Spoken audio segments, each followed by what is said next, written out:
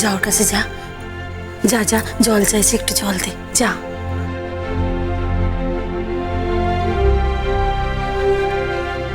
মা, আয়ুষ জল চাইছে, তুমি ওকে একটু জল দাও না। হ্যাঁ,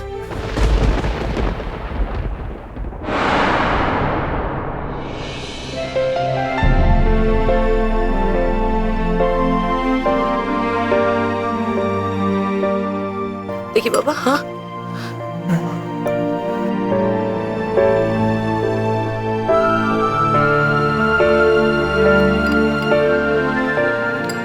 হ্যাঁ করো। বেশি দিও না, বারণ তো, বেশি দিও না। বেশি দিইনি, সামান্যই দিয়েছি। ও যেভাবে আমাদের কাছে ফিরে এসেছে দিন, জ্ঞান ফিরে মায়ের কাছে একটু জল খেতে চেয়েছে, আমি একটু জল খাওয়াবো না? হা কর, হা কর, হা। কেমন লাগছে এখন শরীরটা বাবা? তুই একটু হারিসনি তুতুল, জয় তোর হয়েছে। শুধু একটাই আক্ষেপ রে মা, এখন আর কিচ্ছু করার নেই, কিচ্ছুটি করা যাবে না এখন। তবুও সবকিছুর ওপরেও তো একটা বন্ধন থাকে, যে বন্ধনের সঙ্গে কোনো স্বার্থ জড়িয়ে থাকে না। তোর সঙ্গে আয়ুষের চিরকালের সেই বন্ধন কেউ ছেদ করতে পারেনি মা। তুই ওকে তোর শরীরের রক্ত দিয়ে বাঁচালি। কেউ জানুক আর নাই জানুক, আয়ুষের মন ঠিক জেনেছে। তা না হলে জ্ঞান ফেরার পর ঘোরের মধ্যেও ও তোরই নাম উচ্চারণ করলো প্রথম। দেখি, হা হা কর। কষ্ট হচ্ছে বাবা? আমায় বল, তোর কোথায় কষ্ট হচ্ছে বল। দেখ, দেখ মিতুল এখানে একটাই দাঁড়িয়ে আছে।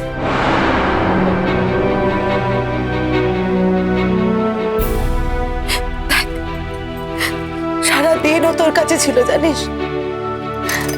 আমরা যে সকলে কি আতঙ্কের মধ্যে ছিলাম ডোডো, তোকে বলতে পারবো না রে। ওই দেখ, ওই দেখ ডোডো, দাদা সাহেবকে দেখ।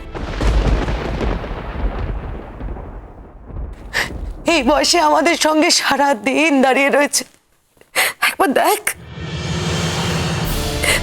2 দিন বাবা, আর 2 দিন, তারপর আমরা তোকে বাড়ি নিয়ে যাবো বাবা।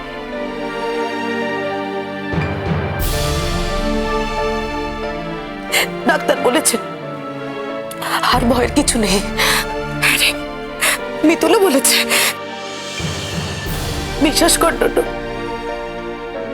মিতুলের সিঁদুরের জোরে তুই মৃত্যু মুখ থেকে ফিরে এসছিস বাবা।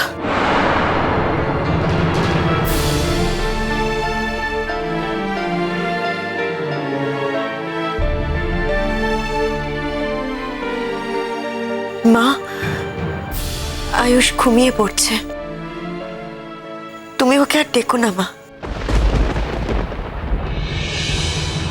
কিছু মনে করিস না মা, ওই ঘরের মধ্যে কি বলতে কি বলে ফেলেছে, না হলে ও তো এরকম কথা কখনো বলে না।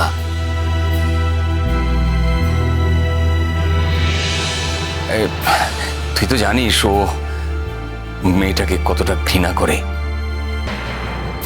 ঘোরের মধ্যেই মানুষ সত্যি কথা বলে বাবা।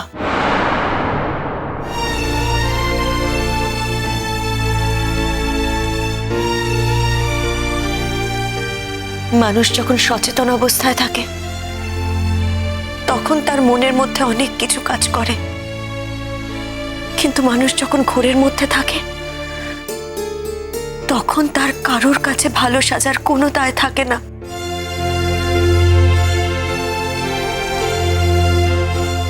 তখন তার অবচেতন মনে যা কথা থাকে মানুষ সেটাই বলে ফেলে।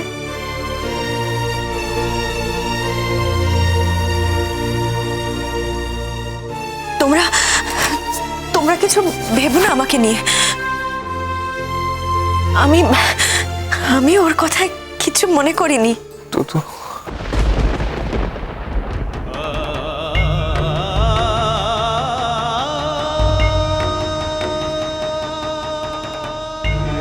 কষ্ট হচ্ছে আমার।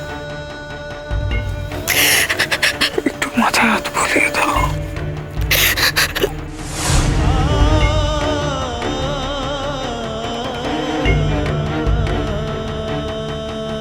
মাথা একটু হাত বুলিয়ে দাও তো।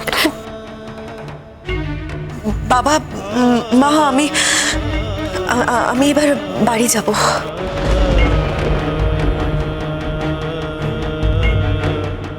দাঁড়া, তুই কি একা যাবি নাকি? ওরাও তো যাবে। না মা, আমার আমার খুব টায়ার্ড লাগছে। আমি আমি এখনই আমি আমি এখনই বাড়ি যাব।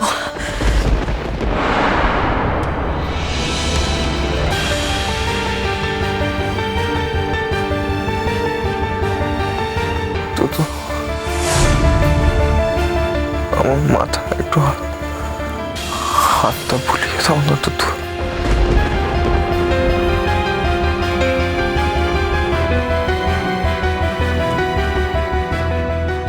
খুব কষ্ট হচ্ছে।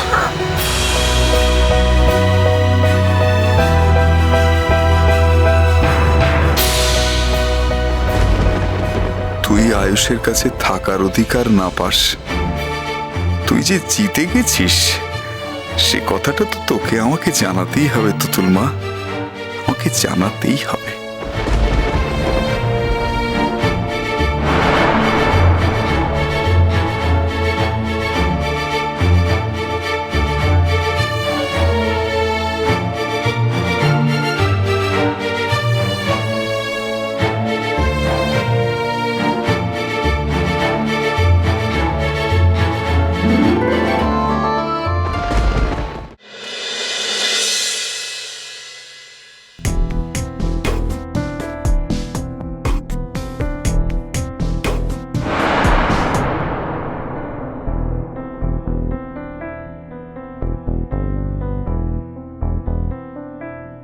সোহা, আজ তোমাকে এমন একটা কথা বলবো যা আগে কখনো তোমায় বলিনি, কখনো বলবো বলে ভাবিওনি।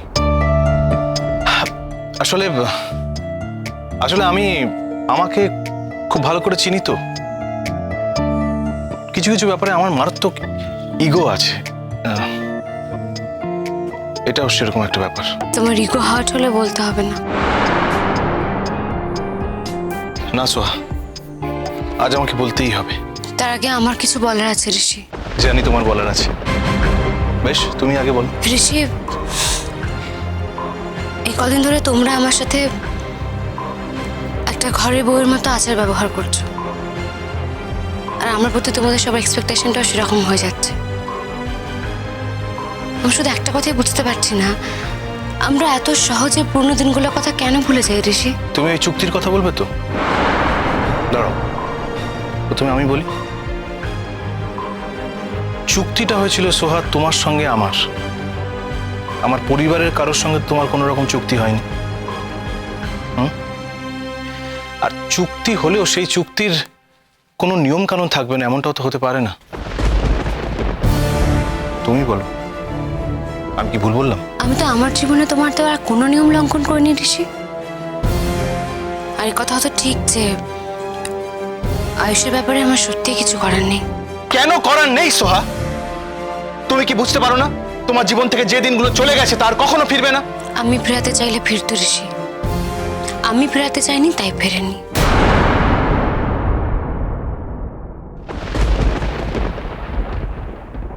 এখন তো আমার পায়ে অনেক রকম শিকল, আমার অসুখ হওয়ারও কোনো উপায় নেই।